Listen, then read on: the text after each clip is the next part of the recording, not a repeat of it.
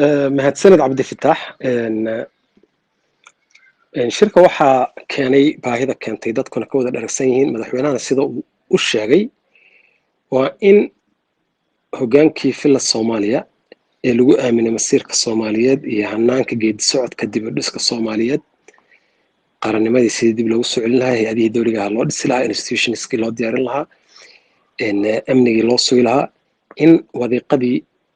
lagu waday ay ka weecisay siyaasiyan iyo amni ahaan siyaasiyan ay ka weecisay oo haddii ahaan lahayd yani qabyaatirkii dastuurka horumarintii hanaanka federalismka diyaarintii doorashooyinka dejintii shuruucda intaba ay si iyada u dan ah ay u maamushay kana saartay taladii iyo wadahadalkii ummadda Soomaaliyeed dhex yilay tan labaadna inay siyaasadii amniga ay ka leexatay oo ciidankii qaranka u isticmaashay aalad ay ku xaqiijiso rabitaankeeda siyaasadeed iyo qorshaheeda siyaasadeed kana weecisay qaabkii loogu talagalay aan la dhismihiisa iyo kala wareegidda arrimaha amniga ciidamada AMISOM iyo sugidda amniga dalka iyo xoreynta dalka laga xoreynayo cadowga al-shabaab labadaas arrimood ayaa ugu weyn waxa keenay kadibna markii ay dowlad goboleedyada iyo Puntland ugu horeyso ay ku fashilmeen inay ku qanciyaan dowladda in ay howlahaas wax ka qabato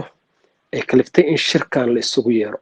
وأنت سلوي إن أرمها تبشر طبعا شركة كاني أهمية دوين وأهاي وجود بلارينيهين مركل فيريا معلمها وصعوني شركنا ومعلمة كوبان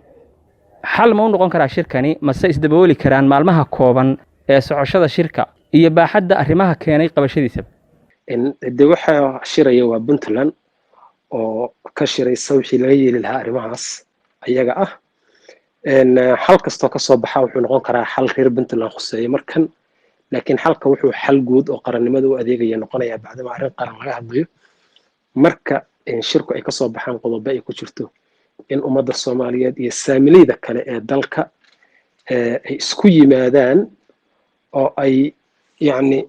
تلقى يشاوحي لغير لها أما إني سوفريسيان وقولش سوفريسيان إن مدحدة في الصومالية أما إن أي بربر دقان إن وح كنتي الله ما أرمي كرو تاسو أيضا دبعتها له إن waxaan rajeynayaa in ay tan hore ay noqon doonto oo ay dowladda ku qanci doonto ila Soomaaliya in maslaxadda ummadda Soomaaliyeed inay ku soo celiso miiska wada hadalka shirkan marka la fiiriyo dad fara badan oo la oran karo labeyntii dadka Puntland baa ka qayb galay haday siyaasiyiin ahaan lahayd haday isma ahaan lahayd haday aqoon-yahan ahaan lahayd iyo haday ururada kala duwan ee bulshada ay ahaan lahayd dabcan waxa laga filan karana waa wax weyn oo haday ahaan lahayd in xalu helka arrimaha Soomaaliya haday ahaan lahayd tan gudaha ee Puntland maxay tahay talada aad uga qabtid waxaan qabaa in shirkan lagu koobo oo uusan faraha la gelin wax dhaafsiisan wixii la sheegay oo sidee laga yeelaa dowladda federaalka ah oo uusan ka gudbin mandate-ka 2021 ee hadda madaxda joogta dalka waa dal wada leeyahay koox 4 sano joogaysa loo deeymayo loogana tagamayo dalka oo waliba hadda sanad u haray iyo wax ka yar sidaas darteed in waxaan qabaa shirka in aan lagu dhex furin qadiyada kale oo muhiim ah reer Puntland u yaala sida hadda aan dadka qaarkood ka maqlayo in turxaan bixin iyo dib dalka lagu noqonayaa Puntland qadiyadeeda iyo wixii aan la gelin waayo in waxa hadda Puntland ka khariban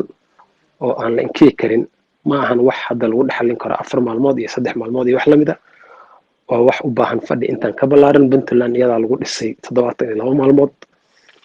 in ma suurtagal ma hadeertaan in lagu saxo khaladaadka Puntland ka jira xilliyo duruufo siyaasadeed dalka ka taagan yihiin marka ahamiyaddu waxa weeye in xoogga la saaro qodobkii asaasiga ahaa sidii dowladda loogu soo celin lahaa miiska wada hadalka ama looga tashan lahaa oo wax kale oo looga gudbi karo 2021 yani doorashada soo socota la iman lahaa in tan kale ugu muhiimsanna waxay tahay in bacdama ay dhaqan ka dhigatay dowladda federaalka in ay faraha la gasho oo intaas farafariso يعني فابريكا أما مجتمع غير بنتلان هدي آن ليد دقن هدي آن ليد عيدان هدي آن ليد اليرا هدي آن ليد علمو إن لا تصو إن دادك غير بنتلان أي مرول با